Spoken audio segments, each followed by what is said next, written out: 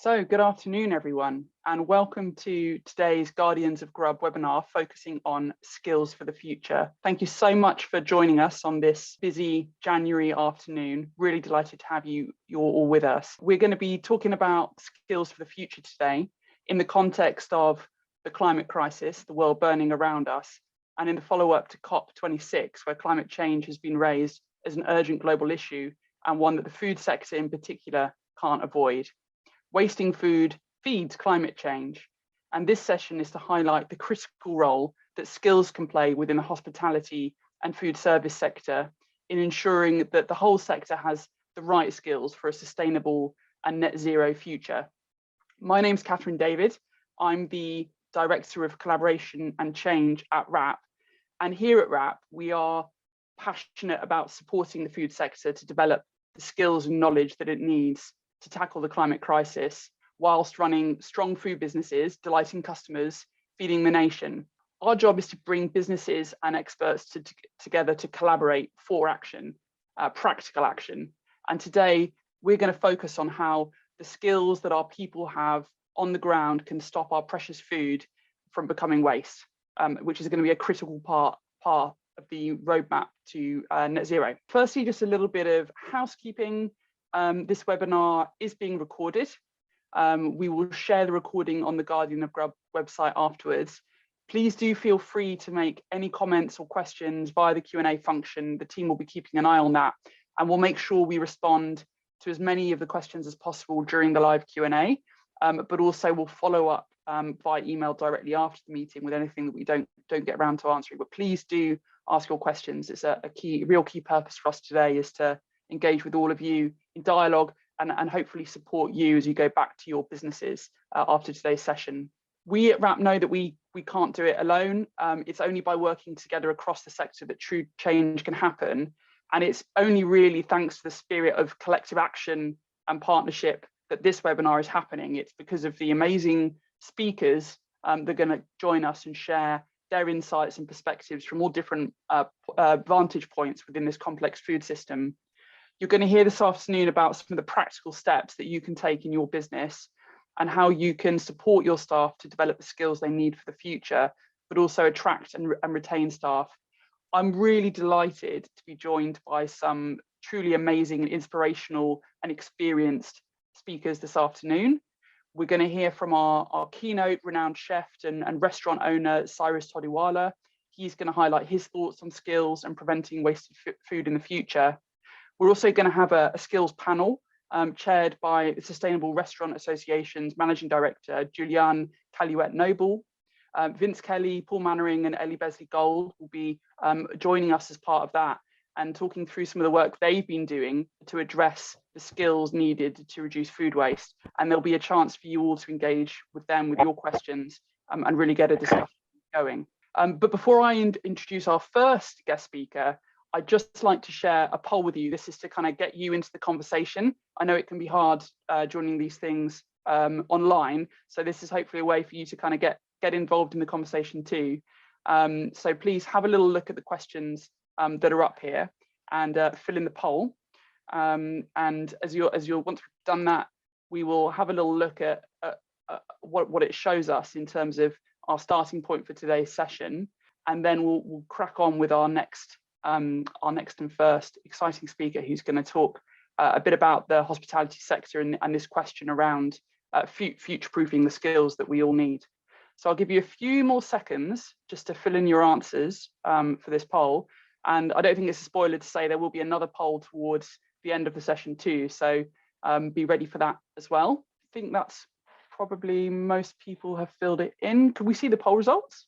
Here we go. So that's really encouraging and useful steer for us around the kind of things which are going to be of most value to you. So we'll come back to some of that later on. And I'm very much hopeful that our speakers and panelists are going to address some of those interests that you have, and particularly around how to develop sustainability skills for staff, which is clearly a key concern for all of you. So without further ado, I'm going to introduce our first speaker, Kate Nicholls.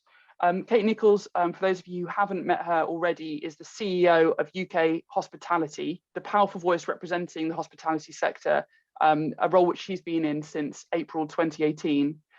Previously, Kate was the CEO and Strategic Affairs Director of the LMR, and after gaining a degree in English and a postgraduate diploma in competition law, Kate worked as a researcher in the House of Commons and European Parliament, and then also worked for some time at Whitbread. So Kate's had a long and wide career in the hospitality sector, has been a director at one of the largest independent public affairs companies, and has worked with a number of hospitality and retail leisure accounts. So both in her history and in her current role, could not find a better speaker to talk to this question of future-proofing and skills. So Kate, thank you so much for joining us. I'm going to hand over to you to hear your insights and experience on what it takes for the food sector to build sustainability skills. Thanks very much, Kate. Well, thank you very much, Catherine, for that kind introduction. And I'm delighted to be able to join you here this afternoon to talk about sustainability and sort of future-proofing the sector skills-wise. What I'm going to do in the slot that I've got is to set that macro skills agenda forward and set out what we're looking at doing in terms of the broader attraction of talent into the sector, recruitment, retention, training, upskilling, and then leave it to the other speakers to be picking up the detailed elements to do with the sustainability skills that you touched on in that poll. And I think it's a really interesting poll that there's a great desire to make sure that we're embedding sustainability training into everything that we do. But I do think, you know, people are at the heart of hospitality. Gross employment costs is around a third of turnover, and it's half of all operating costs. So whichever way we are cutting it, whatever we are doing, our people are at the heart of what we are able to do and how we are delivering it. And therefore, that if you're going to start talking about sustainability in the round, it has to have team, people front and center, not just in terms of the delivery of the sustainability policies, but if you are going to have a sustainable hospitality business, upskilling and training your people is a core part of that. Just by way of background, hospitality pre-COVID was the third largest employer in the UK, 3.2 million people working in the sector, 1.5 million in the supply chain. So the third largest private sector employer, twice the size of financial services and bigger now than retail and its supply chain too. And disproportionately, our employment model is disproportionately young people, 60% under the age of 30. We have a high proportion of women working in the sector, and it's flexible local jobs at all skill levels, at all ages and all regions. So if you are looking at a macro level at sustainable employment, we are a model of sustainable employment because people are working and living locally, it's flexible, fitting in with their lifestyle, and you're minimizing that travel to work, and that local constituency footprint is maximized. That's why the hospitality sector matters politically, but it's also the ultimate meritocracy, and we look at rapid progression. It's one of the few sectors where you can rapidly rise from entry level up to management and upskill people to that level within the space of 2 years, and no other sector will delegate such amount of autonomy, authority and responsibility at such a young age and at such a low level within the business. And that also impacts on sustainability, because it means that at a unit outlet level, at an individual manager level, you can have an impact on the sustainability journey of that company and that individual outlet. And pre-COVID, one of the largest providers of apprenticeship starts, with a target of having 10,000 starts in our apprenticeship training programme per year, coming through our catering colleges, our culinary schools, our hotel schools, but also direct from schools themselves for young people to have that investment in their training. Since COVID, obviously what we've had is labour shortages and high degree of labour shortages. We've got 10% vacancy rate across the sector, which is double what we had pre-COVID. And we have seen 2-year hiatus in our talent pipeline of all of those people who are coming through that training footprint.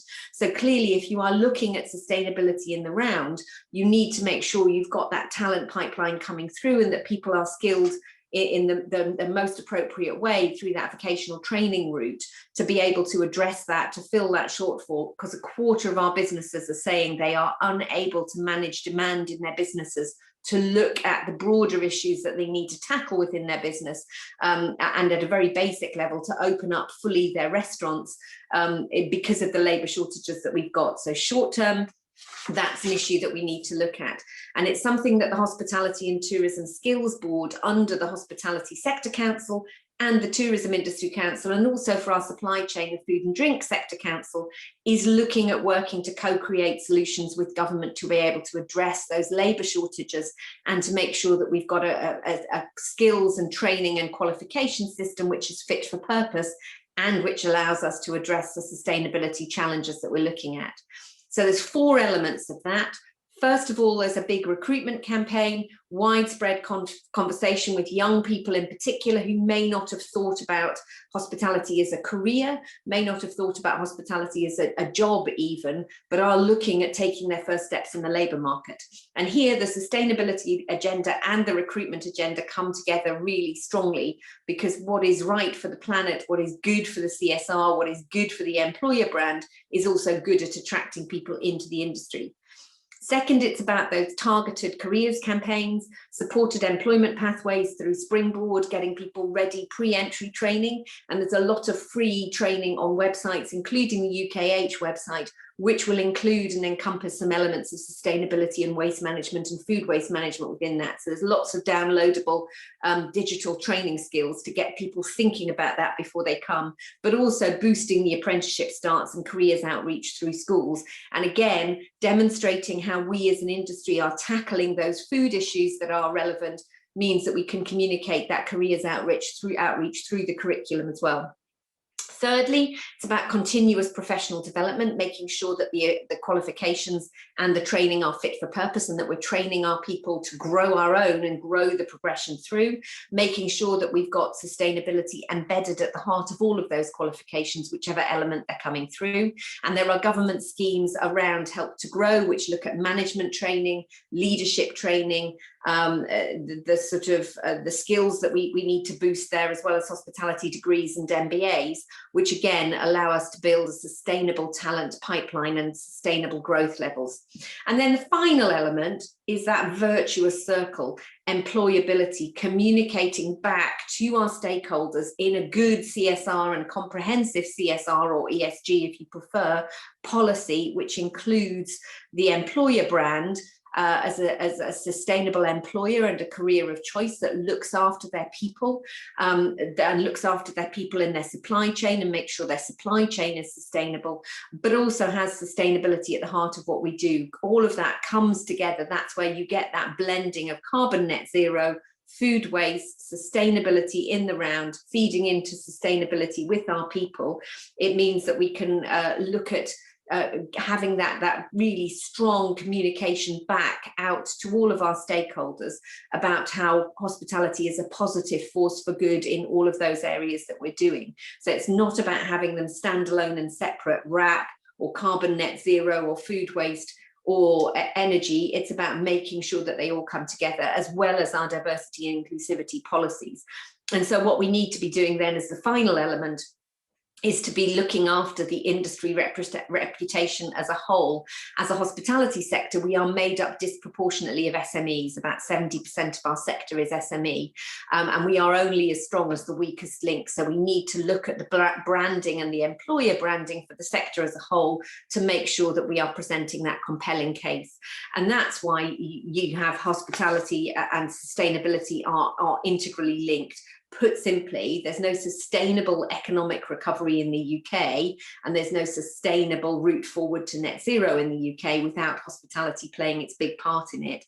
And there's no sustainable hospitality recovery without a clear focus on people, on addressing the labour shortages, on putting in place the training and support, and in making sure that it's part of a cohesive whole together with our sustainability commitments on carbon net zero and food waste. And therefore we need to embed the two together.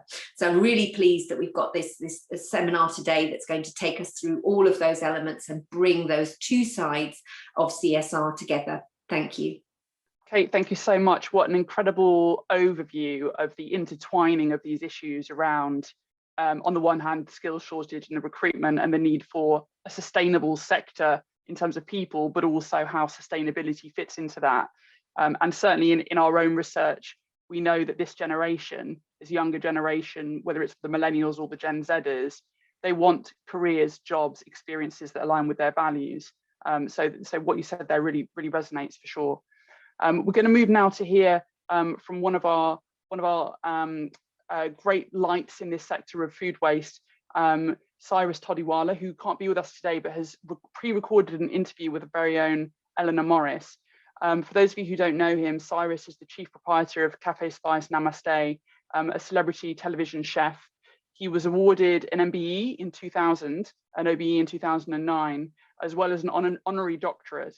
But most excitingly of all, I think, in 2012, he cooked for the Queen and Prince Philip as part of the Diamond Jubilee celebrations. You may have seen him on one of his numerous TV or radio appearances, and he's really passionate about this area of food waste. Here he is being interviewed by RAP's Eleanor. Cyrus, thank you so much for joining us today. I'd like to know a bit about where your passion and interest in the area of sustainability comes from.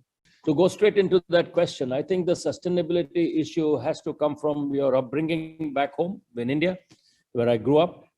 So having grown up in 2 different places, or 3 different places rather, one gives you a perspective about what happens in a local environment and what is important.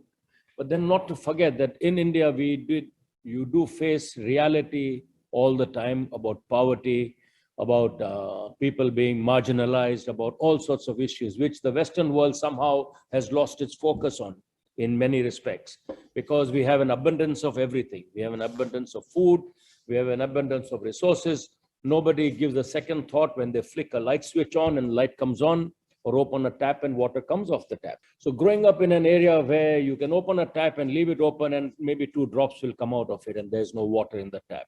And the water has come to you through a bowser, which you have to be so precious and careful about that you don't waste any water.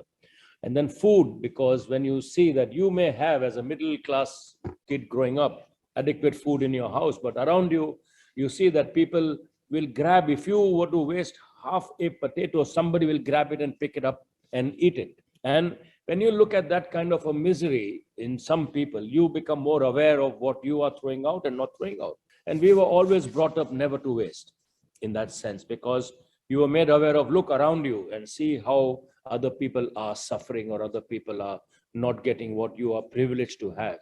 And that actually starts to slowly build into you. Food-wise, I mean, it is within the Indian like as it is, and in the beliefs, food is something that is too precious to waste. And we never trample on food. So if we drop something on the floor, we pick it up, we will never trample on it, because it is considered an ill omen, or it's considered bad to step on food. Whereas here, that culture doesn't happen, doesn't exist. And people will willingly use a tiny piece and scrape a packet of butter clean. There is nothing left on that paper. Even the tiniest bit is scraped off that paper. So we grew up that way. And then to have to apply that in your own environment over here becomes a sort of a dogma for you. It becomes a sort of a daily practice and routine. And we start to implement that from day one. And how do you attract people to work at Cafe Spice Namaste, where sustainability is really at the heart of your operations? How do you make sure that your team are trained up and that are on that page with you? I think it's also a repetitive system of being repetitive about it and making people aware and why they shouldn't waste, and there is a necessity of any sort to waste. As far as your staff are concerned, the most important thing for us is to be consistent with your approach, and you have to lead by example. And if you don't lead by example, then people will not follow you anyway. So to give you a story, we have come off the way we served our food into now doing food in a way whereby which there is very little wastage now. So our food bin that comes back from the tables does not even, I think, on a busy night, we don't get more than 5 to 8, 10 kilos of food waste anymore. It's gone down from a bin there to a bin there. And once you are constantly observant, and I was to be very observant, if customers sent food back, I would go and ask them, did you either didn't like the food or was it too much? Some of them say, I was too full.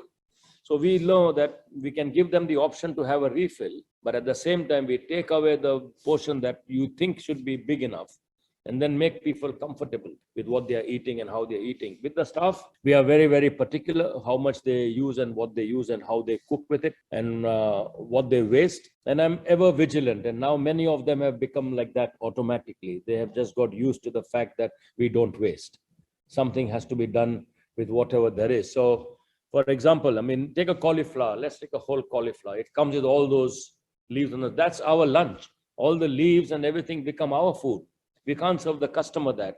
But the stubs, they're very tasty and they're full of nutrition.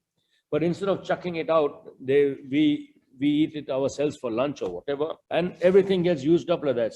So it becomes tough food, but it becomes food for us, and they cook it for themselves. So they'll make sure it's not non-tasty. Okay, it's always be tasty. That sounds delicious, absolutely delicious. And how do the teams react to that? How do they feel motivated by those actions, by being involved, by helping with the solutions? I think the idea is to make them aware of what they are going to achieve from that. Once they get into the habit of understanding, then things get better. So, for example, in 26 years of Cafe Spice, we have never bought a waiter's pad, for example, to take orders on. Okay, now you get an iPad as well, you can take to the table. But I've always cut up all the envelopes, made them into strips, staple them and give it to the staff. Over the years, I've done that. So in my spare time at night, I'll be sitting with a knife and cutting little pads out of envelopes or used paper or whatever and giving to them. Now, I don't have to tell them. They see an empty envelope, they fold it into 4, they cut it and they push it in their pocket and they'll flip it over 5 times and write their orders down. Okay, so it's become a habit with them. They now know that this Charlie is going to get on their back. Yeah, and that's because that's part of your culture within the site, within the business as well. And how do what would you see as the most important things that the chefs of tomorrow, the future chefs, should be learning about now to make sure that they're ready to address these sustainability issues and climate change? There are many issues there, and it sometimes burns me up when I see young student budding chefs, because their education must begin in the colleges. So, for example, if you heard of our competition Zest Quest Asia, and we have 100 marks for sustainability and food wastage, etc. And we make it a point that they are aware of that. And I'll give a 5-minute talk or 10-minute talk to the students about this is their country, this is their future. It is their responsibility to look after this country. People like us will be dead and gone in a few years' time. But it is their responsibility. And if they don't understand what they need to do for Britain to keep it going for the future, then it's a waste of effort on education, because they don't pay for it. They don't appreciate what they are getting in terms of what they are being given for cooking, in terms of blue tissue roll from the dispenser, in terms of chemicals, leaving taps open to cool food down. All those things just bother me completely, because I cannot see a tap dripping. It drives me nuts. Because I used to run behind a Bowser to collect water to drink or to wash my face. And I understand what the difficulties are of not having something and how precious it is for somebody. So it is for the older people to understand and practically divert that attention to the children and, give them the right tools to understand that they will come to a stage where every form of sustainability will become crucial to their existence. And finally, when it comes to business culture and embedding that, and particularly around reducing the amount of food that gets thrown away, what advice would you give to businesses about where this sits within their company culture and the benefits of tackling that? What happens is that people don't realize that every tiny bit that comes in also leads to wastage. And that wastage needs to be controlled. So staff have to be made fully aware of it. And from day one, it has to be drilled into them gradually, slowly. And I'm on that process all the time. I mean, okay, our staff are now more geared. A lot of them come from ethnic backgrounds, so they understand suffering and understand what things are. But food wastage is critical. Food wastage is critical because it leads to so many other issues. I think the easiest option is education, and what you can put into the minds of people slowly, gradually, starting with them from a really school level. I think that's where it starts. It's school level. So see food being put into a bin. To me, it's how many people that would feed in a country where there is no food for the poor people. And that's how I see it. And I see it as meal for somebody, that somebody is thrown out. And the staff have to be made fully aware of that. You remember that you're throwing something out, where in our country, people will die for one morsel of food to be put into their mouth.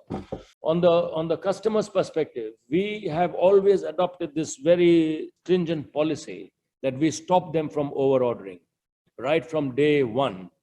And Pervin, my wife, will make sure that the customer never over orders. And we have made it a point to all our staff, it's not about the money.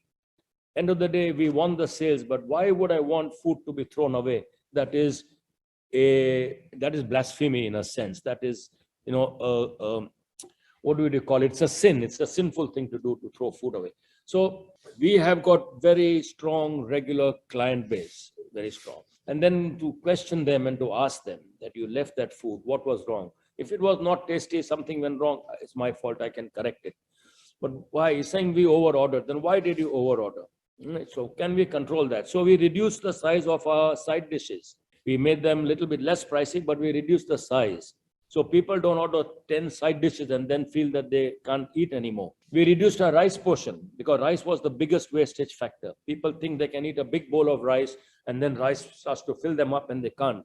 So we reduced the rice portion. Then we now give people an option to buy a portion of rice cheaper than to have it a large portion on a plate. And so things like this, we learn from experience ourselves. We found the right kind of a container that will help to make it smaller. And so for one thing, the customer should not feel deceived or being cheated. On the other hand, we don't want to see rice going down the bin. It's just not right.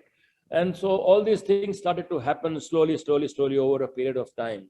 And we started to inculcate that into the staff. And the staff have to understand that yes, we need the revenue, but we also, wastage is revenue. Every bit of wastage is revenue. When if it's before the cooking process, it's pure revenue.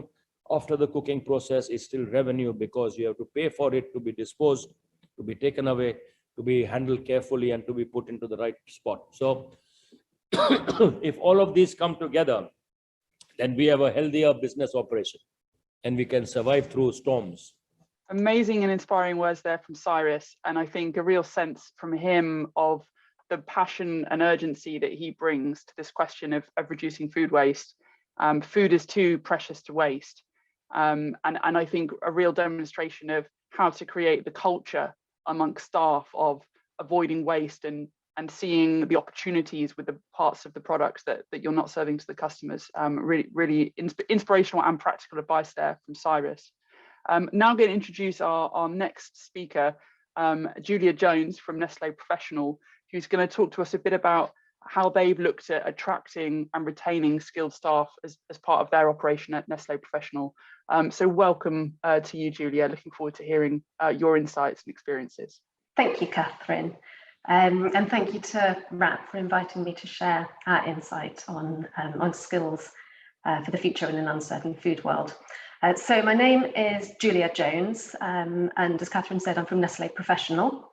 As part of my role, I champion sustainability in our division of Nestle UK and Ireland, and also champion sustainability at home with my children, encouraging them to have good habits too. As part of this jam-packed webinar today, my job, as Catherine said, is to share with you our insight on how food service can recruit and retain talent from a sustainability perspective.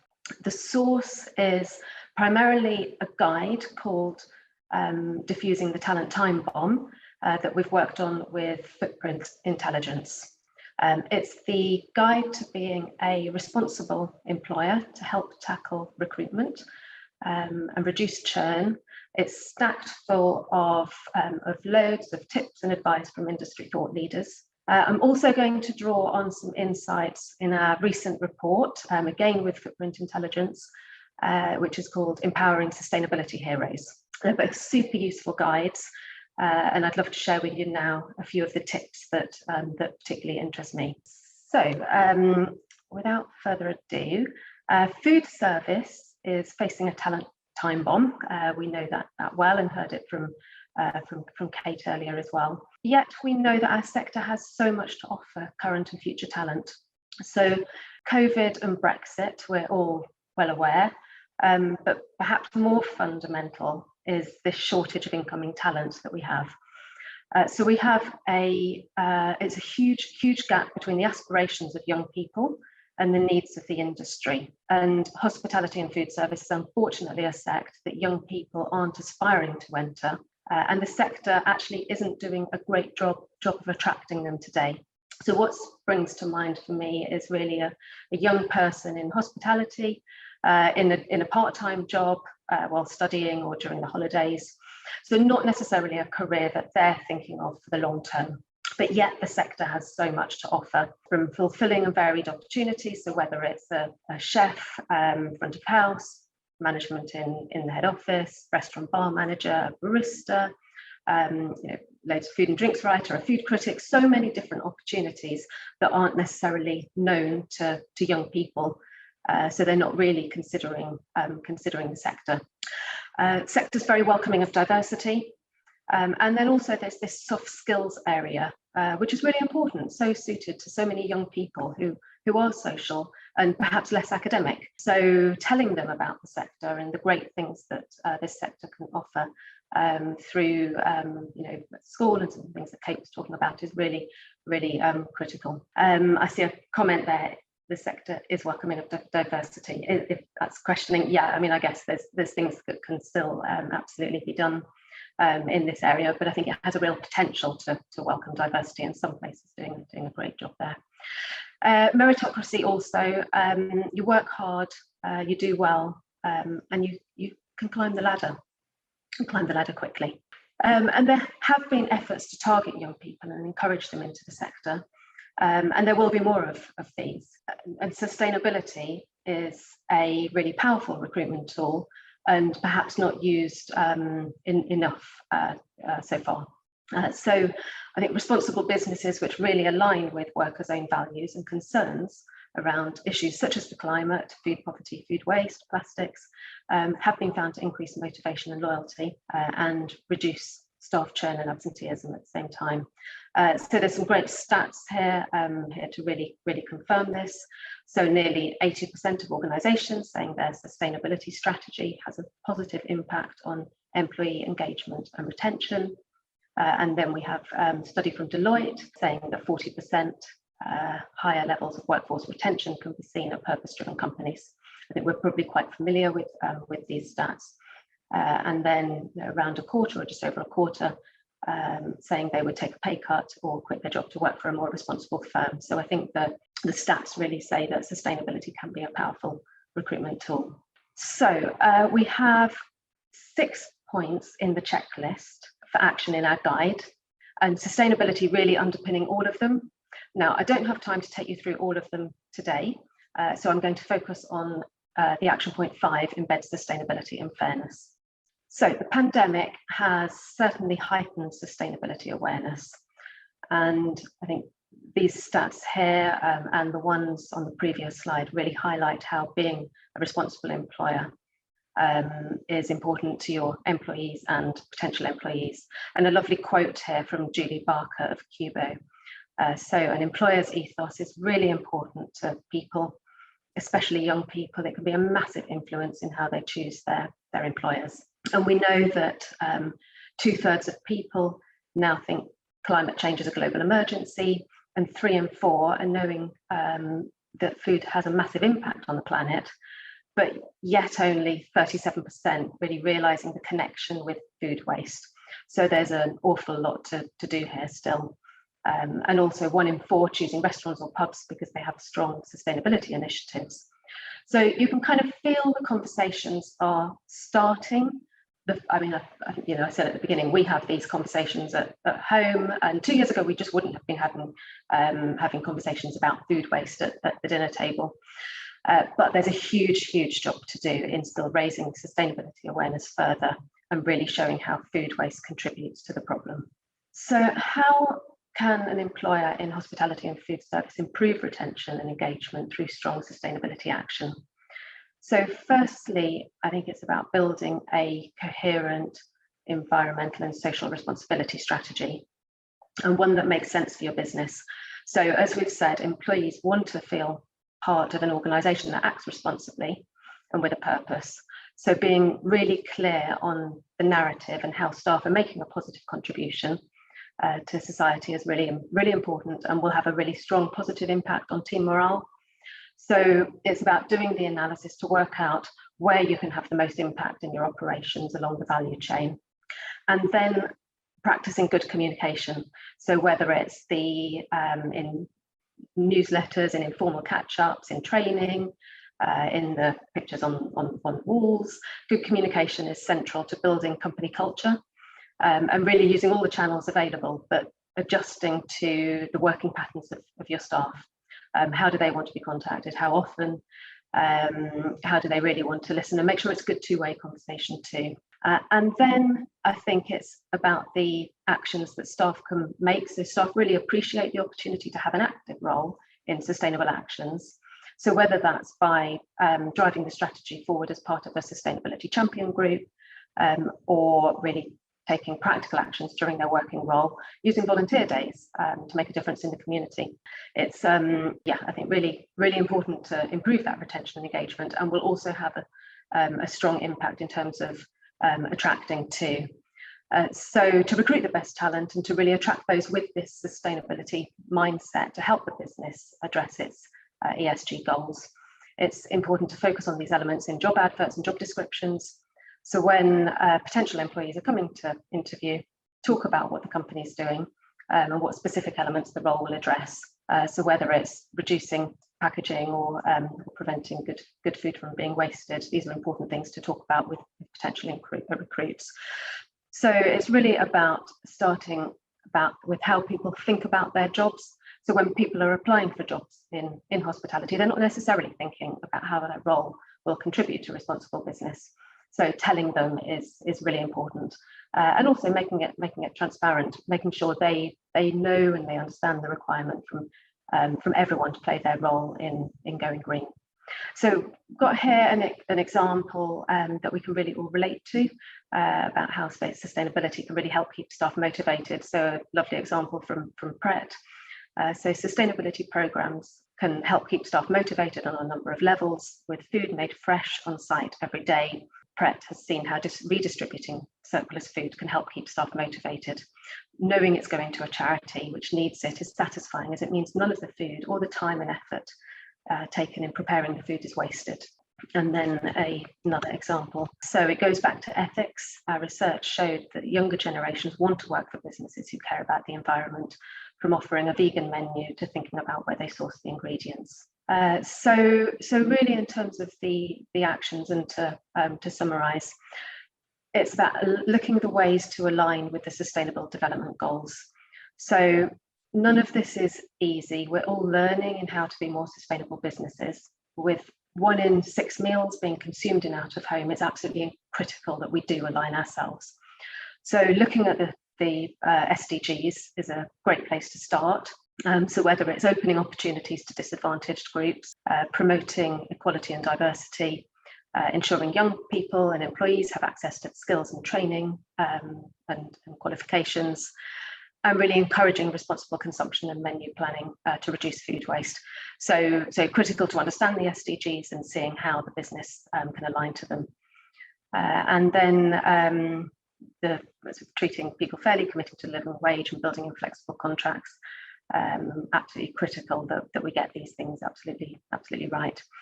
And then final thing I'd just like to discuss is recognising employees' efforts. So I think your employees are the most passionate advocates. So it's really about creating a culture that recognises the employees' contributions to the team, to the society and to the planet. So if someone comes up with a great idea to maybe reduce food waste and executes it, it's about recognising that behaviour, and more will then follow. So really encouraging people to be a sustainability hero and encouraging that sustainable mindset. So I hope this has given you some valuable insights and tips for attracting and retaining talent from a sustainability perspective. It's really just a tiny summary of our reports. So I'd really encourage you to have a deeper look. So we have the Talent Timebomb report that I've primarily talked about today, but there's stacks more insight, stats and quotes and examples from industry experts with this 6-point action plan on attracting and retaining talent. And then in other report, Empowering Sustainability Heroes. You can read about everything you need to know to really encourage sustainability heroes in your organisation, whatever the role. So I hope you've found this a useful session, and thank you for listening, and I'll hand back to Catherine. Thank you so much, Julia, and I can highly recommend reading those 2 reports that Julia mentioned. They're packed full of more tips and practical examples. As Julia was talking, I was thinking of, you really can think of those sites that you visit maybe as a consumer which have that strong ethos and purpose. It really comes across even as a customer. It doesn't necessarily cost anything, but indeed that culture of saving food waste creates an overall culture of care, the preciousness of food, but also the kind of efficiency of a business's operation that I think really comes through. Thank you so much for sharing that with us, Julia. To continue the practical theme, I'm going to hand over now to Eleanor Morris, WRAP's very own special advisor on hospitality and food service, who's going to give a bit of an overview of some of the different initiatives and tools that WRAP has been developing to support you in the sector on reducing food waste. So Eleanor, over to you. Thanks so much for the introduction. And today I'll be highlighting WRAP's Guardians of Grub learning module and course, so that you can see how this fits with the broader global and national policy areas, so that you can have the support you need to get behaviour change happening on site, to support your people, your profits, and our planet. In terms of global and national goals, we heard Julia mention the United Nations Sustainable Development Goals. So there's a specific goal within there called 12.3, which looks at reducing and halving food waste reduction by 50% by 2030. So here in the UK, we have Quartile Commitment 2030 and the UK Food Waste Reduction Roadmap as vehicles to deliver these goals. So that means practical action and a framework and metrics to measure progress. But we do need to accelerate the pace of change on food waste reduction. So to give you a sense of the policy areas that are coming up in the future, so that you can get a sense of this direction, we've got UK has national and international food waste targets. So shortly this year, there will be a mandatory food waste reporting consultation. There are already separate food waste collections in Scotland and Northern Ireland, but there's a second wave of activity in England following 2 consultations. There is a response to the National Food Strategy coming soon, and we have the NHS Food Review, which includes recommendations around food waste reporting within the healthcare sector. There's also government buying standards consultation, but fundamentally, all of these policy areas just demonstrate that we need to push in the same direction as a collective. This is not something that we can do alone. So it's important to work across the value chain with suppliers, with staff, clients, customers, and consumers. When WRAP did some research with the World Resource Institute for the Champions 12.3 group, which are responsible for delivering that goal, that UN SDG goal, we looked at global scale, the benefits and how you could save money with food waste prevention. What was the investment required? What was the return on that? So food waste prevention undoubtedly across catering, hotels and restaurants at a global scale has a return on investment. But when you start looking at how are those savings made, actually a critical part of this is around empowering teams, engaging staff so that they really bought into the success of those food waste reduction programs. There was also an element that management should remove any perception of blame. And actually, this is about rewarding a culture of measurement, of making those interventions, and that managers should embed the importance of this into their tactics, into standard training and operating procedures. And the scale of food waste here in the UK within the hospitality and food service sector is over 1 million tonnes. The area that we focus on with Guardians of Grub campaign is about the 75% of food that ends up being thrown away that could have been eaten. And that's really what the campaign focuses on, about enabling the sector to have the right skills to be able to tackle this issue. And we know that actually by seeing the scale of the food waste, where it's coming from, is really important to helping the teams understand what's going on, but also to come up with those solutions. Hospitality is a fantastic sector for innovation, for creativity. So it's about enhancing and harnessing those insights and the valuable insights from the teams to be able to really make those changes happen. So we've got all the tools that you need to measure practically in your site, and you can find out all about those on our website. But today, because we're talking about skills in particular, we have the most valuable online learning available right now called Becoming a Champion. It's been tried and tested. It's been developed by the sector for the sector. You can see here, IHG were part of the pilot activity. They've seen the value of this in their operations. They've looked at how that is then contributing to their journey towards net zero.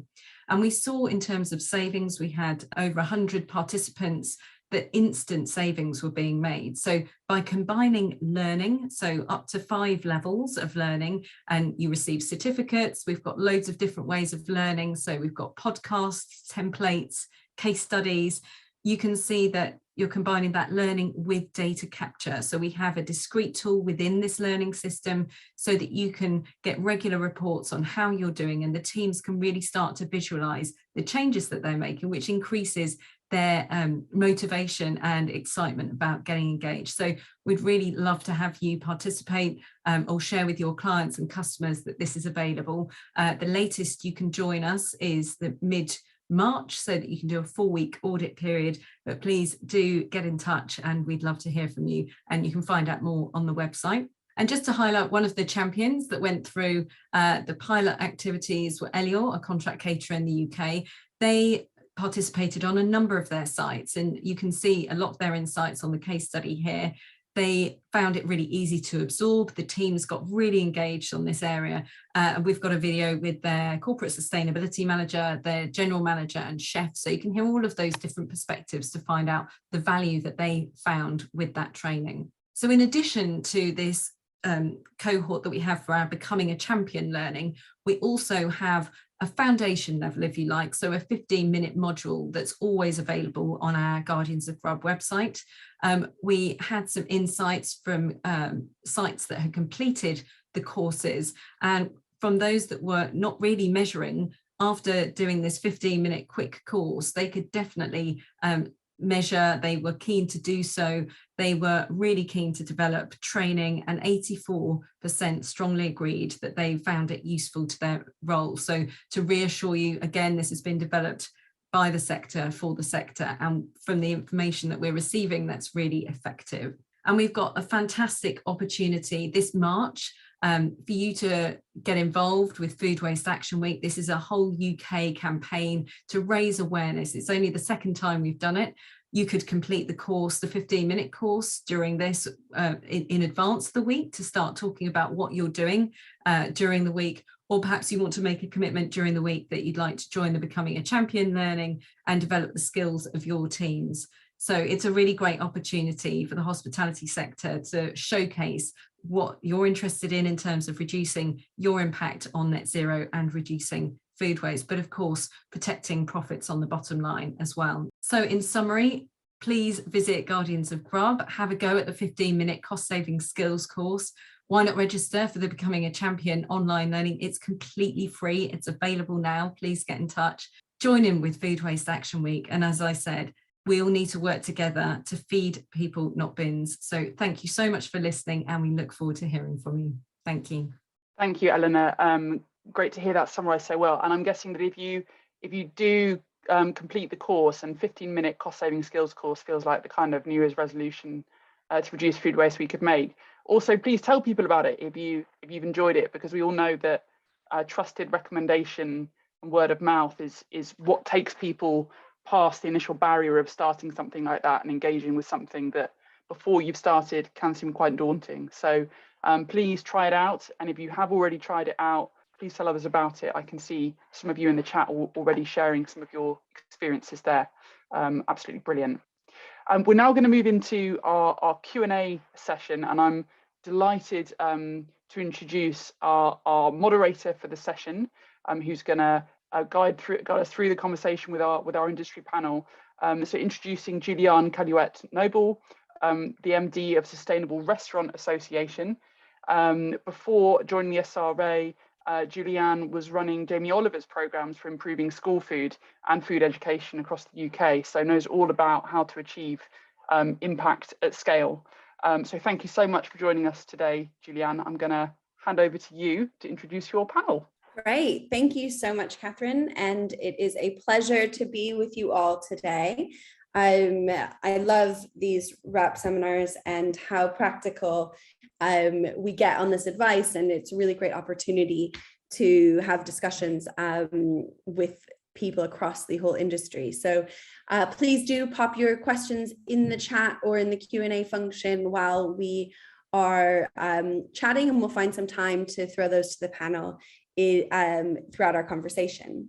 So I'm really pleased to welcome our panelists. We have Vince Kelly joining us from Westminster Kingsway College. We have Paul Mannering joining us from HIT Training.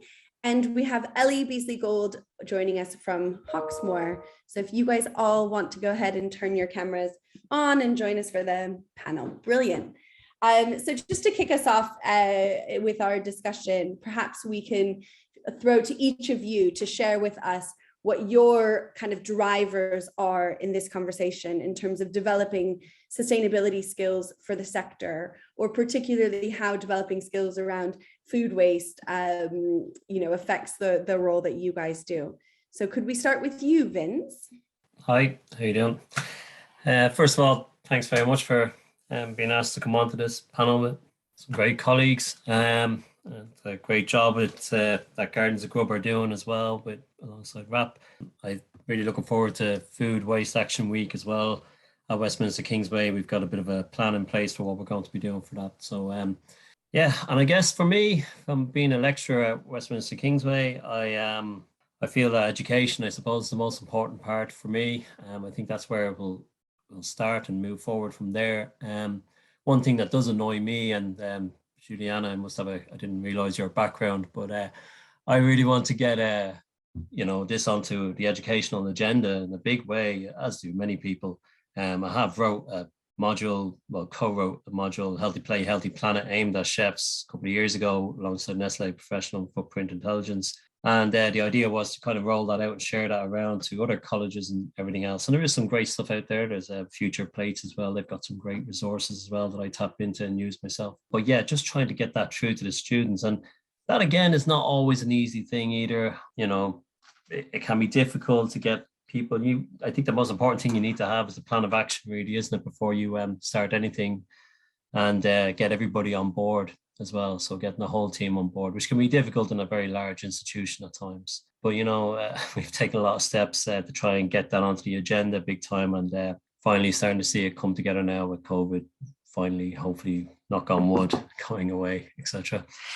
Yes, so I guess I just kind of work on educating the chefs, kind of like using that module as a starting point. That's what I do. And then I kind of really talk to the students about making the vegetable the center of the plate. Talk about crop diversity, how important it is for using different types of crops, and the effects that can have on farmers in developing countries. Main example of that, I suppose, is like a sweet potato or yam, and how great that is because that can grow in such dry conditions. Things like how 60% of the world's population depend on trees, same grains, and talk about other grains that we can use, and just kind of really highlighting with a lot of punchline things for them around the future and sustainability, I suppose, impact figures kind of thing. But that's kind of the most impact that I see at my place anyway, is trying to get it into the education. I would love to get it onto curriculum because that's a bit of an issue. And then you're always going to have problems with getting things on the curriculum. If they're not on the curriculum, the hours won't be paid for the lecturers to teach them, etc., etc. Although they can get underpinned, I still would love to see an actual whole complete module based on that, so that there's a whole, concentration just on sustainability and food waste. But I think by underpinning it in clever ways is also a great first step.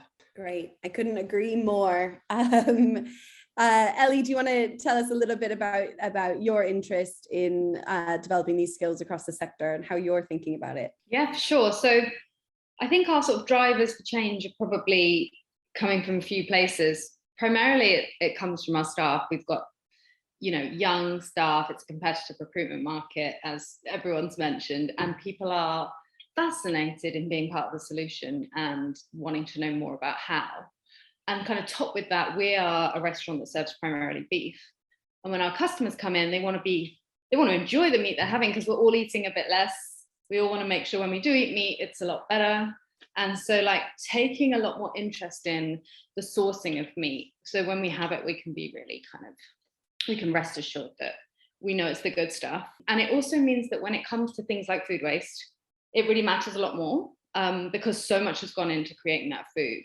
So it's a really vital piece of what we're doing. And the way that we've kind of embedded it, I guess, so far, and we're on a journey and there's so much more to do, is that we've started out by kind of working with all the managers in the company and teaching a base level of the why bit. So why is food waste so critical? It's not just about the bins. It's not just about finance chasing you for the cost of your general waste. It's about kind of the footprint of everything that came before. And I think Cyrus was talking about the costs, both the direct costs of waste before it hits the plate, but also the revenue costs of getting rid of your waste at the end of it. And I think that's so critical, like seeing the whole picture.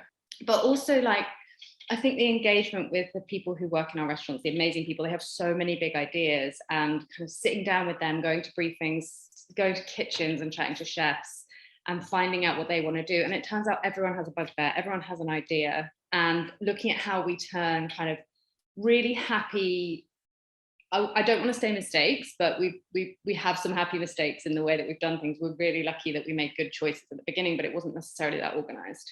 So being able to integrate that in a more coherent way and use staff input as well as kind of the director purpose drive to do that has been really critical for us. Well, and Paul, do you want to share a bit about where you guys are coming from at HIT? Yeah, sure. Thank you for the opportunity. I think it's been touched on, before, but people are definitely hospitality industry's greatest asset. And I think, as Vince has said and Ellie, is you've got to invest in your staff, you've got to invest in your people and support and educate, almost empower them to start taking on board some of these key messages. I think what we've tried to do in the Chef Academy approach for HIT is actually develop that culture. So it's that kind of teach, not preach philosophy that people can get involved and they understand the value of food, beyond what appears in their kitchen, that they understand that, the whole journey that somebody, a farmer, a grower, somebody's actually taken the time to grow and bring that product to you. And that in turn is, represents a big commitment in their time and resource to do that. And I think if students can get that respect for food, then they're skills they can take on in life as well. They can apply that when they're doing their own shopping, their own cooking. We try and take a sort of a closed loop approach to food waste so that actually we will repurpose things that would end up in the dustbin, trim. We want them to make the best use of everything. We do these little dishes. My vice principal and I work on like dustbin dishes. So it'd be like a piccalilli from trim, from things that would have been thrown away. And actually, not only are you using the best parts of the food, the tastiest parts, but again, that's revenue. If you can make something delicious, something tasty that is going to delight a customer, then for me that's a win-win for everybody. And to understand that process is actually upskilling our chefs as well. It's easy to peel something and throw the nutritious bits or the bits you can use away without any kind of thought. But if you can turn that into some food that can complement a dish, then I think that's a powerful story. We also try and work with other sort of champions in terms of things like fermentation and bring some of those kind of principles into cookery. So I think much to what Vince was saying is it's embedding it within the sort of syllabus. It's making sure that these lessons are sown at the earliest opportunities. These aren't things we should hold back for the sort of senior team. These have got to be understood by the kitchen porter, the commis chef, the apprentice, right the way through to the top. And I think if you have that approach, you're kind of halfway there to getting everybody on board, and then that message becomes more of a reality. Definitely. Vince, you were talking about how you're underpinning these principles at every kind of point that you can, and yet there's no overarching, requirement for sustainability on the curriculum. How are your students responding to this? And are you kind of finding that in line with what the other speakers have said around young people's kind of interest and drive, or does it feel like you're trying to shoehorn as you go along to inspire action? Oh, there is definitely. It's all over the media, which always helps, doesn't it? And so it's almost cool now to be sustainable, isn't it? Everybody's got sustainability in their title. So it's very at the front now, and like I've actually changed a module that some of my level 5 students will be doing in this semester. But I kind of teach a lot of higher education stuff, but I also am involved with the 16 to 19-year-olds, which is so trying to embed it into them, because they're all coming straight in from school into professional chef. And some of the early reactions with them has been quite well. It's been taken up very well. They're kind of like, well, what we got to waste? We got to like put all the stuff in the different buckets, and this is going to be a pain, blah, blah, blah. But then when they start doing it, they start to realize, and then, there's nothing like physically seeing things, isn't there not? And just trying to show them interesting little things you can do. Like one of my favorite ones actually is just taking the heart of a pepper, and the middle bit, just take the green stalk off. But if you use the middle bit, you can actually make a really cool pesto out of that. And it's kind of gives you a nuttiness from the seeds of the pepper, and you get a creaminess from the actual heart of the pepper too. So that's trademark. No, it's quite good fun with different soft herbs, and if you're using microgreens and things like that, you can get some really interesting flavors in the pesto with that. But so they kind of enjoying them kind of innovative kind of ways, I suppose, and things like using the banana skin in a smoothie. They don't realize that you can actually just use the skin as well, and making chutneys and things out of the skins and things like that. So that's kind of, it's just, I think, about just being clever with what you're using up and showing them all the different ways. And, we all know the cauliflower stuff, but, even again, from a fine dining point of view, if you take the inside, the core of the actual cauliflower, you get really, all of us professional chefs kind of do this now, where we can kind of sous vide it in oils and flavors and everything else, but you get such lovely little circles and lovely little shapes that if you blow torch the side of it, it looks really cool on the plate as well, and tastes lovely, and it gets a nice texture too. And so there's you can really kind of see it changing, and you can see a bit of a shift there, which is fantastic. And it's just kind of running with that momentum now and trying to encourage all the people upstairs to take it on board a little bit and start moving forward. Yeah. In some ways, those young people are an asset, right? Because like Cyrus said, it's their future. Yeah, and it's their future. That is something I always say to the younger ones as well. It's like, it's not much point in me. Well, there's plenty of point in me doing this, but it's about you guys, and I think we shouldn't be so dismissive, I suppose, of our home either. I've got 3 young kids, and everything that we do, they always like take me off when they're in their friends' houses about how bang on about how nutritious something is, or how we could be wasting that. Oh, my dad would make us eat that, and that sort of thing. But it's parents have a big role to play as well, don't they? I guess so. Definitely. And kind of, I guess, following your journey from the beginning of someone's career up to, Paul, the work that you're doing training across the sector. Are you noticing any sort of difference in terms of demand, or the way that the training that you are delivering is being asked for, and any sort of increase, I suppose, especially around food waste or other particular sustainability areas?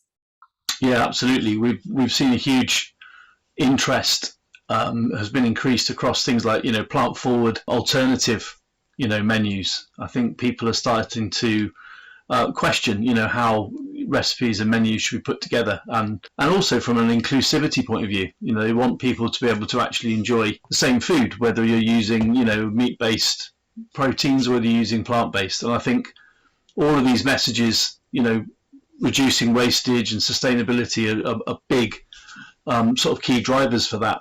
I think wastage is one of those things that in some organizations, they have become quite complacent about.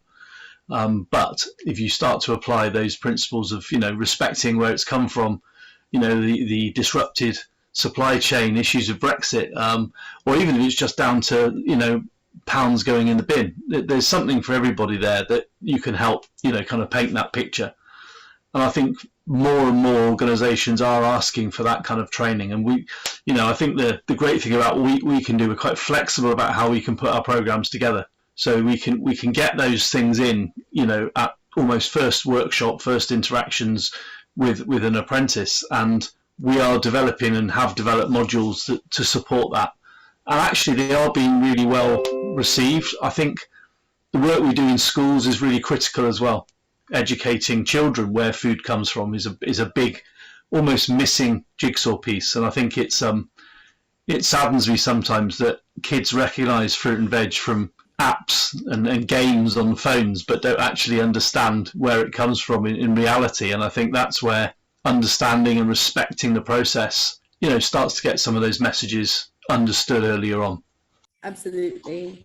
I think you said something interesting there when you mentioned the disrupted supply chain. And to me, it feels like there's actually an increasing awareness on some of these things because of the necessities of some of the crises that we've faced as an industry over the last 18 months. So all of a sudden you're having to repurpose some of your waste because you're short on ingredients and you're having to, figure it out in a kitchen, or you're having to think differently about sourcing more locally because of the impact that COVID and Brexit and all of these things have had. So those, while they've been really challenging for the sector, they're also acceleration drivers in terms of the awareness and importance of these issues. Ellie, you then are in a position of trying to integrate, I guess, your current staff with your brand vision and purpose and the way that the direction that you're going as an organization. How has that gone? And have there been any challenges in trying to engage your teams in some of these things? Yeah, so great question. It's going much better than I had expected it to go, is the short answer. And the way that we've done it is we trained all the managers, and then now we're going in and briefing people at every level and launching green teams. And that is partly to make sure that we have representation at every level. We have back of house, we have bar, we have CDPs, as well as restaurant managers in the room. And that means that everybody's ideas are valid. And I think that is such a critical part of making sure that everyone feels engaged. I think we also kind of do group sharing on ideas and things, because there'll be things like there'll be a prep station where someone's been throwing away half a lettuce for 5 years because that's what happens. And they're not sure if they have the authority to tell head chef, hang on, could we do something with this? Or maybe it's not in typical staff food something, so it just slightly disrupts that chain of command. And the answer is always from head chef, yeah, oh my God, of course, I thought you were. Or, when we have those kind of challenges, it's never met with anything but positivity, And I think the challenge for us as a company is actually around focusing on high impact stuff that may be less visible. So because people work day to day in the restaurants, they will see, I don't know, the paper that goes into the chip container or menus or whatever, and those will feel really critical, and they are critical for that person's job, but they will not be as critical in terms of our impact as things like tackling plate waste or sorting out our prep waste, or switching to green energy or whatever. So we've had to make sure that we find ways to do both, so that people feel like they're listened to and that their ideas are valid, because they are, but also sort of combine that visible piece with the high impact piece that can sometimes happen just behind the scenes and nobody really needs to get involved in it. So that's definitely been a bit of a challenge, but honestly, it's just been overwhelming. Like the ideas people come up with, and it's very unique to site, because we've got 10 restaurants now, and every site has a different plan for like these amazing ideas they're going to have for, I don't know, a steak sandwich recipe that they're going to publish for people to take home, or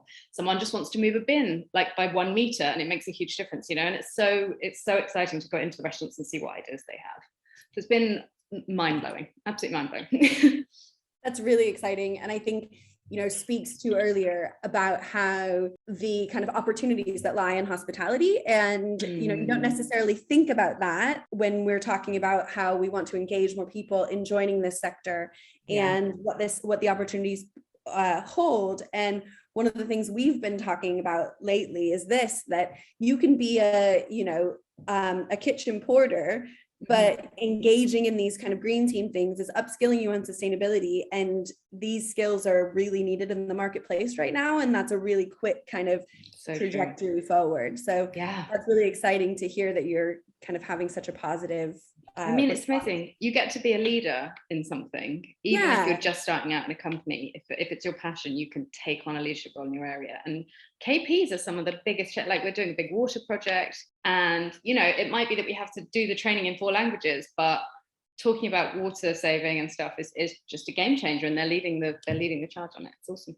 Brilliant. There's some really great questions coming through, so I'm going to pull one from the chat. Ellie, I think you've answered this a bit, but as Cyrus stated, sustainability and realizing the value of resources came from his upbringing, and he believes these values should be ingrained at a school level. Do you guys all agree that sustainability principles should be added to primary school education and give a head start, I guess, before further education? Or what could that look like in your imaginations? Yeah, I mean, yeah, it's such a no-brainer, isn't it? And it is the most frustrating thing. And there's some great work going on out there as well. There's like the Big Barn project. There's Chefs in Schools. There's Adopt a School. There's all these other ones as well. But I mean, it's so easy, and there's so many chefs as well willing to get involved in these projects as well, which is another way of utilizing our industry. And maybe I nearly like to call chefs culinary professionals these days, because I just don't think they get enough kudos for how clever and how hardworking they are. Yeah, I just think there's such a no-brainer. It's so frustrating, but there is some great projects out there. It's just trying to get it all to come together. I'm hoping that from the NFS, the National Food Strategies report, that we're going to see some action now. And there's loads of people that can lead the way, like Paul's hit training as well. They could be going into schools. It could be definitely. It's going to have such a rolling effect, isn't it? You know, with everything, with health, with everything. It's just so much money saving to be made in that small investment, I think. So. Yeah, it's challenging, isn't it? Because it's like you said, such a no-brainer to engage kids in these issues. But there's also so much pressure on schools to solve every problem out there. And I know from the work that I was doing in schools for ages, you're not the only issue that is approaching the school trying to say you should add this to the curriculum and this should be so important. But one of the things that I think is really inspiring is there are ways where sustainability is on the primary school curriculum. It's just never joined up with the action happening in the kitchen. And it's so inspiring. It is. Go ahead. I always say that, like, you can underpin so much with food. Like, there's so much education. You can underpin languages, you can underpin maths, you can underpin geography, you can underpin history. There's so much. It's just the whole don't get me started. The whole curriculum thing's all pre-industrial, and it's I better cut you off before we start talking about education reform while we're meant to be talking about skills in hospitality. I guess this, as Paul, somebody that's training directly kind of in the industry, and also Ellie, your experience in restaurants, with the industry being so hard hit by the pandemic, and there's clearly a focus on trying to make back lost profits. How do you feel about that kind of, is there a tension between profit and skill shortage, and just the fact that you need people on the floor, with giving people the time to upskill or to spend thinking about sustainability issues? Are those things in tension, or how do you justify that to a business? Shall I come in on the restaurant side? Great. I don't think there is a conflict. I can't, when I started kind of setting out on the work, it was just as we came back, and me and the finance director totally had this like understanding that we would be fighting on all fronts. And it turns out that almost all the projects have been money saving, particularly when it comes to food waste. It's been like between energy, water, food waste. I think just like building in those lessons have made it totally in line with where our finance goals are going in terms of securing higher GPs. That doesn't mean that the question about upskilling is irrelevant, though, and sure, it does take longer. We tend to train people quite in depth when they start out with us, and there's obviously loads of new staff across the sector, so there's quite a lot to learn. But I mean, like the Guardians of Grub's 15-minute thing, some of this can be super quick. It doesn't take decades of expertise certainly on the kind of plate waste side of things. And often with the prep in the work that we're doing, if people are learning the recipes and the menus anyway, it's just an add-on to that. It's not a whole extra upskilling. But I'm sure it's different in kind of the Michelin star situation, or where you have to speak to very specific training. Anybody want to add to that? Yeah, I think I agree with Ellie that there isn't a conflict. There certainly shouldn't be. I go back to my opening statement is, people are the industry's best and greatest asset. You can't bring about change and sustainability without having the people and the skilled staff to be able to do that. And I think the way training is being delivered it's flexible to everybody. So, there is the college route, there's work-based, there's distance learning, there's different types of resources. There's so much more now for individuals to learn to their individual circumstances, to their learning styles. And I think, using the levy, wisely to fund programs where, that's something which, years ago didn't exist. We're seeing more and more larger employers pledging, percentages of their levy fund to support smaller businesses to be able to put people through apprenticeships and training. So I think now is the time, while we're in this skill shortage, to really look. It's a bit of a factory reset for a lot of businesses. It's like, how can we invest back into our people? How can we start developing teams? How can we start the backfill? We've had a lot of people that have left this industry for various reasons, and we need to build those teams and those sort of industries back up. So I would say, yeah, it's almost something which has to be as big a priority as these other messages. Not agree more. Somebody has said in the chat, do you think the ideal future of restaurants is to be like Silo, a zero waste kitchen with a direct supply chain, recycled packaging, composting on site, i.e. don't have a bin on site? Is that a realistic future, or should chefs be aiming towards that? I think it's going to be a work in progress for some organisations. I think that model might not work for everybody. I think if you can take some of those key messages, if you can start working closer to that kind of model, however that fits around your business, I think is a positive step. I think to do nothing is the worst thing, because you're not going to affect change. And I think some businesses will be able to take part of that model and make it work, others not so. So I think it's any kind of positive change is the best sort of foot forward. I totally agree with Paul on that. I love Silo, not just for their ethos, but also the food's amazing. And I think that we give our exec chefs and everyone the book, Doug's book, because it's just got some amazing ideas and recipes, and it just makes you think, doesn't it? A couple of times when you see something left over, and we do a lot more pickling maybe off the back of that and things. And I think it's about raising the bar so that the average can catch up higher. So if you can have those leaders like Doug and Silo doing the absolute pinnacle of what's possible, then it will demonstrate what's possible at kind of a more mainstream level with less resource available or dedicated towards it, maybe. Fully agree. And there's no kind of one size fits all solution to all of these issues. Just like you said, Ellie, 10 restaurants with 10 different ideas on how they're going to tackle these issues. And so there are 10 different, there are thousands of different ideas. And I'm a big fan of of kind of reminding people that we need millions, if not billions, of people to change their behavior for the better. We don't need hundreds of people to behave perfectly.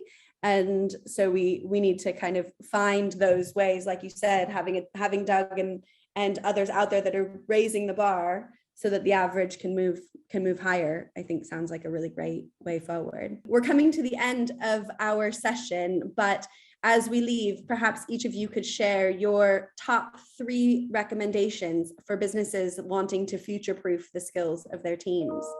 So Vince, could I start with you?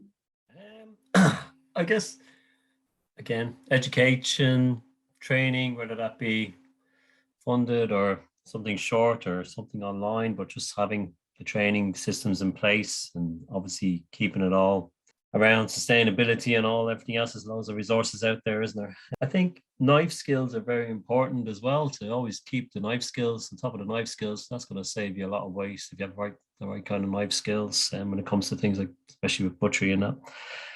And then maybe just concentrating a bit more on the quality and starting with the veg and working around the plate and adding the meats and reversing that kind of trail of thought that we have to have the meat and then we work around that. So just trying to work the opposite way to open up people's minds is my 3 things, I guess. Brilliant. Paul, top 3? Oh, wow, that's going to be hard. I'll try. I think listen to your team, invest in them, whether that's just taking some time one-on-one, whether it's a training program, a course, college, make sure that it's appropriate. Lead by example. I think that's one of the best ways that teams around you learn, but making sure that you know, people are all on the same page. And I think, you know, just take a reflect. People don't reflect often enough on what hasn't worked, what can they change. You know, take a good long look at the business, the people around you, and, you know, and where you want to go with it. And Ellie, top 3? I think top 3 are, as much as possible, talk about the why we do this, so that people don't just see it as an extra chore or like an add-on to their day job. I think, like Paul said, just involve everyone, make sure they feel like they have some purchase in making decisions, and involve them in the process as much as anything else, rather than putting tasks on people. And then I also think, like, don't try and reinvent the wheel. There's so much out there, and like there's tons on the SRA, there's Guardians, Grub, there's RAP resources. Like, you don't need to come up with solutions, they're there. It's just, and it can be like 15-minute briefing before service. It doesn't have to be a completely massive project to take on. Absolutely. Could not have ended that on a kind of better note. There are definitely resources out there to support you, and Food Waste Action Week coming up is a really good opportunity to engage with a wider community. The SRA, we host regular Sustainability 101 sessions for your team. As we talked about, they're really great development opportunities for young people that gives them quite a lot of leadership as they move through their career in hospitality. We know loads of brands that are hiring for sustainability managers at, you know, and Ellie, you're in hot demand in terms of people asking you where to find another Ellie. And I think, you know, recognizing that we need to grow that workforce so that there are those people in the future. And I think it's really exciting time to look ahead. So with that, I'm going to hand back over to you, Catherine, and thank you so much, everybody, for the wonderful session. Thank you. Thank you, Julianne, and thank you, Paul, Vince and Ellie, for that absolutely brilliant session there. Just as our last few minutes, I've got a final little poll for you to answer. So if you wouldn't mind sharing a little bit more of your insight with us before we wrap up, will really help us understand what we can do to support you further in taking some of what we've discussed forward in terms of the next steps. Thank you for entering your insight into that. That's perfect. I heard so much that I found inspiring today, particularly about the people at the heart of this, the people whose skills are so essential to us reducing food waste when it comes to hospitality and food service. Can we close the poll now, please? We'll see the results of that. Thank you so much. Brilliant. Well, that certainly looks as though people at least know where they need to go to get what they need. We could go to the next slide, please. We'll share that poll data back out with people.